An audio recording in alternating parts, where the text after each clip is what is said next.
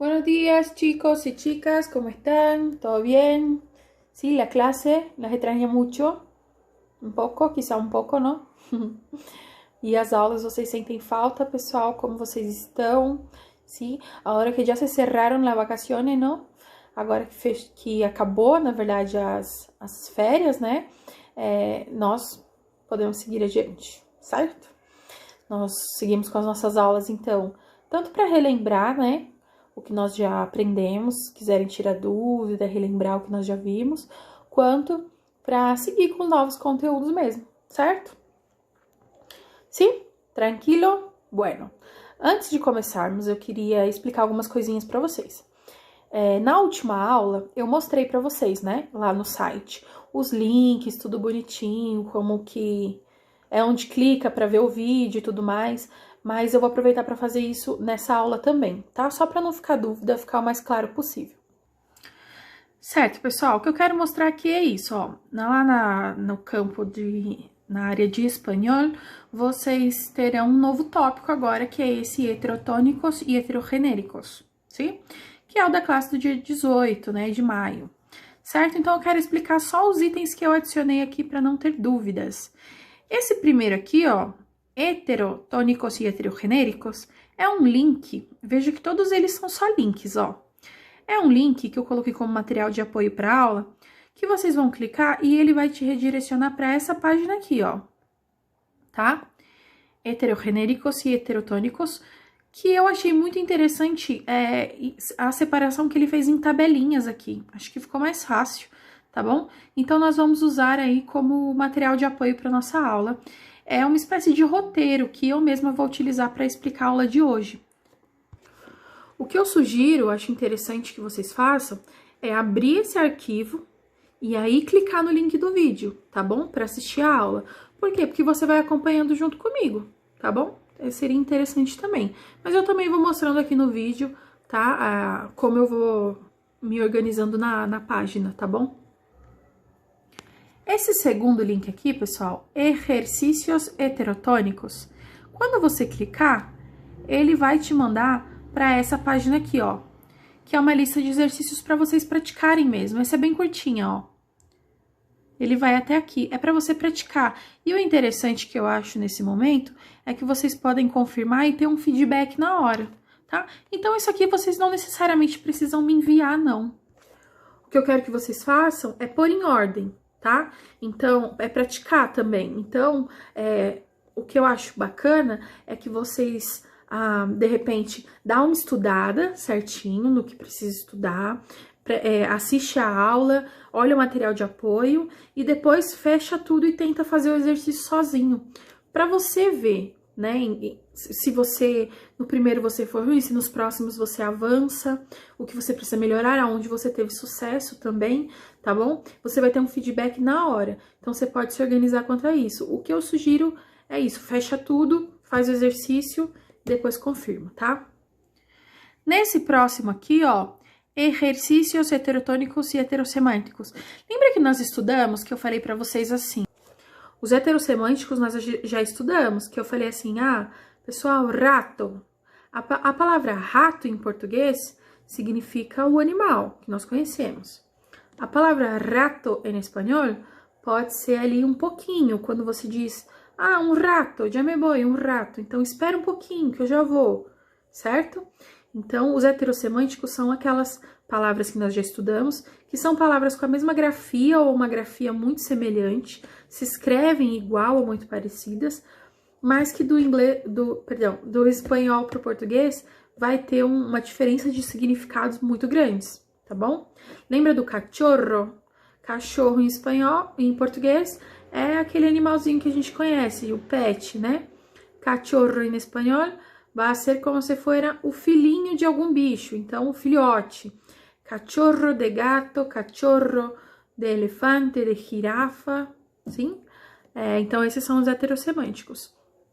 Como eu achei um link aqui com os heterotônicos e os heterossemânticos juntos, muito interessante, então é bom que a gente relembre o anterior e já pratica o novo.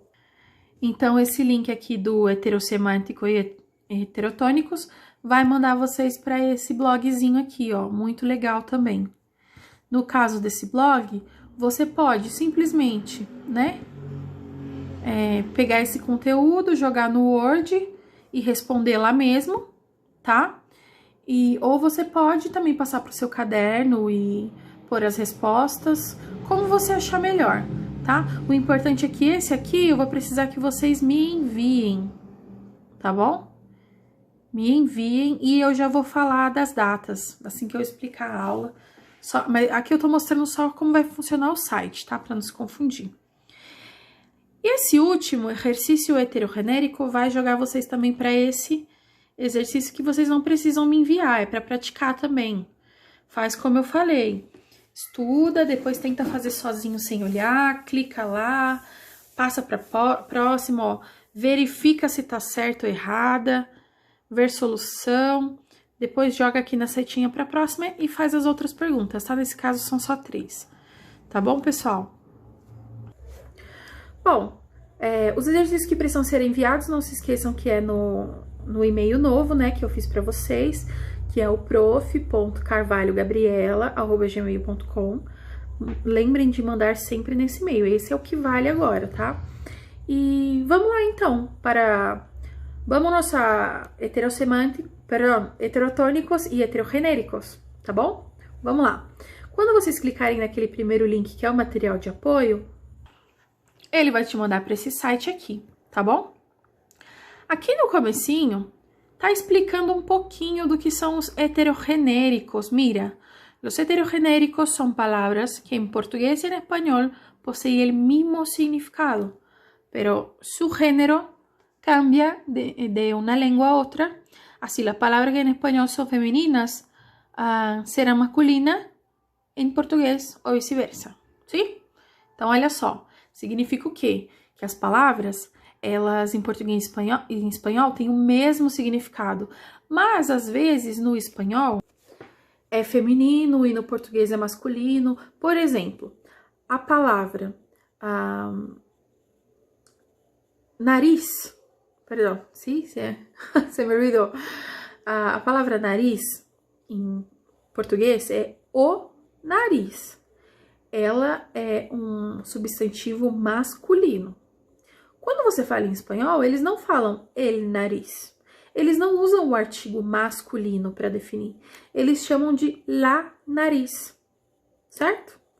A palavra sangue em português é masculina, o sangue. Em espanhol não, em espanhol é la sangre. Sim, compreende? Tranquilo, não? Então, a gente tem a tabelinha aqui no site que vai facilitar ainda mais. Ó, pessoal, você abaixando um pouquinho aqui, ó, tem a tabelinha aqui que ficou bem organizado, ó. Substantivos masculinos, vamos ler aqui, ó, primeiro aqui, tá? Nessa parte. Em português, a coragem, mas em espanhol, el coraje. Tá vendo? A carruagem, el carruaje. Carruaje.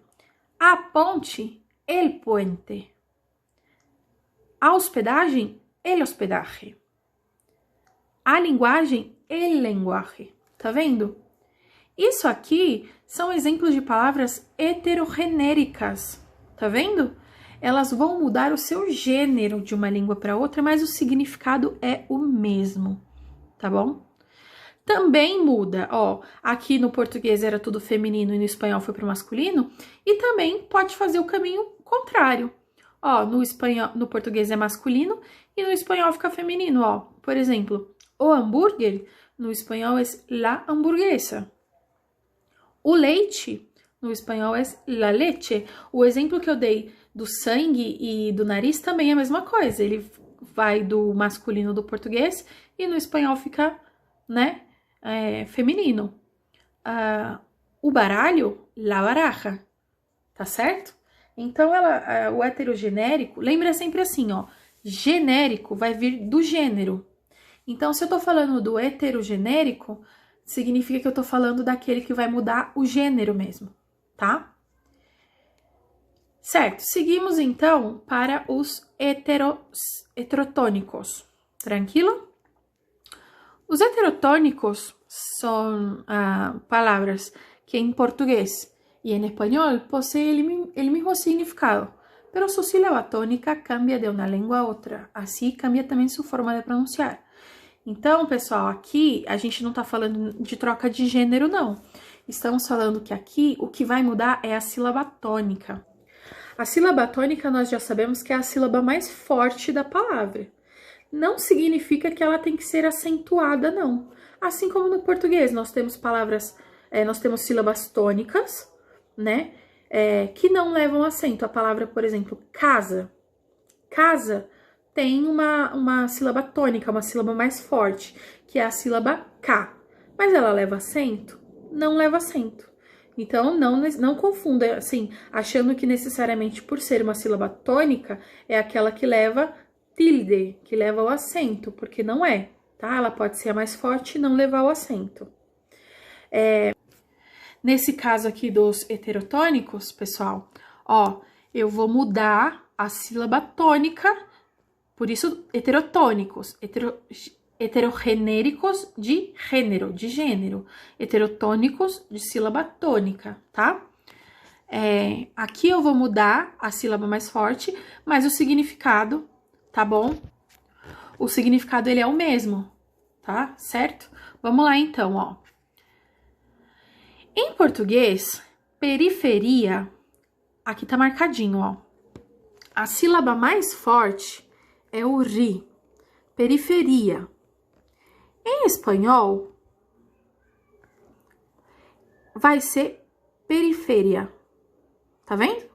Eu mudei só a sílaba mais forte, mas tá escrito assim, igualzinho, e o significado é o mesmo, mas em espanhol ficou periferia, certo? No de baixo, limite, limite. O mi é o mais forte em português, tá? Mas em espanhol, levando o acento, né, lembrando que não é só porque leva acento que é a tônica, poderia ser a tônica e também não levar acento. Em espanhol, eu vou dizer límite, até o limite, hasta el límite, certo? Herói, temos a tônica aí, é acentuada nesse caso. E nós temos o héroe, sim? Que no espanhol também é acentuado. Olha aqui a última. Esse é um bom exemplo. Cérebro. Cérebro. Certo? Cerebro. Percebe a diferença, pessoal? Nesse caso aqui, se for para definir a questão aí do heterotônico, não se preocupa com acento, não. Nesse caso não é importante, tá? Não tô dizendo que não tem que saber onde acentua, tem que saber. Tanto no português quanto no espanhol. Mas nesse caso aqui, não acho que a mais forte, ela vai ser sempre acentuada, tá? No espanhol vai ficar cerebro, cérebro, cerebro. Tudo bem? Então, pensando num resumo aí, pensa que o heterogenérico de gênero é aquele que vai mudar o gênero. Vai passar do feminino para o masculino ou do masculino para o feminino, tá? Quando a gente traduz do português para o espanhol. O heterotônico é de tônico da sílaba tônica. Então, isso quer dizer que eu vou mudar a sílaba tônica. Então, às vezes a palavra é cérebro, com o sé mais forte, e ele vai ficar cerebro, com o re mais forte, tá bom? Bom, além dos exercícios que eu postei lá no site, mostrei para vocês nessa aula, aqui, ó, na página 12, vocês irão fazer os exercícios também. Depois que eu gravei aqui, eu me toquei que meu livro tem respostas, então eu não posso gravar o livro. Mas na página 12 existem exercícios tanto de heterotônicos quanto de heterogenéricos, tá bom? E eu vou pedir para vocês fazerem os dois. Vocês também precisam me enviar esses hasta sábado, sim? Então, até sábado, no dia 23, eu vou receber. Pode enviar antes se quiser, mas a data limite é no sábado, no e-mail novo, prof.carvalhogabriela@gmail.com. Pessoal, esse aqui vocês podem fazer no livro e tirar foto, que é o que eu acho mais prático, né? Faz no livro, tira a foto do livro e me manda. toma cuidado para a foto ficar legível, tá bom? Eu só consigo corrigir se eu conseguir entender, certo? Então, toma esse cuidado aí. Tudo bem, pessoal? Sempre que eu mandar atividade que vocês precisem usar mais de uma página, por exemplo, se vocês vão fazer aquela do blog e vão fazer essa tudo junto, tenta mandar num arquivo só, tá? Eu sei que no Gmail existem os limites, né, do tamanho de arquivo, mas se der para encaixar no e-mail só, põe no e-mail só, tá? Não esquece, às vezes também o seu e-mail não tem o seu nome, tem um apelido, alguma coisa assim. Então, coloca o nome, coloca a série, tá? Toma cuidado, tenha atenção com essas coisinhas aí, porque isso serve para deixar o nosso trabalho mais ágil. Vocês conseguem me mandar, eu consigo organizar melhor e dar uma resposta mais rápida para vocês, tá? Sem ter que estar fazendo outras perguntas sobre algo que a gente já poderia ter resolvido antes. Beleza, pessoal? Bom, essa aula foi bastante... eu acredito que nós pegamos aí 2 temas e colocamos numa aula só, produtiva, na minha opinião. Porém, se não ficou claro qualquer coisa para vocês ainda, por favor, me mandem no chat, tá bom? Nós podemos falar quando queira, sim? Quando vocês quiserem, vocês podem... nós podemos falar sobre o tema da aula, discutir, tirar dúvida, sim? No tenha miedo, sim? No tenha miedo de falar, como tem na classe. Não tenham medo de falar como vocês têm medo de falar na aula. Não é pra ter. Já estamos conversados, já resolvemos isso, né? Qualquer dúvida, eu estou disponível tanto no e-mail quanto no chat lá do site. Sim? Hasta luego!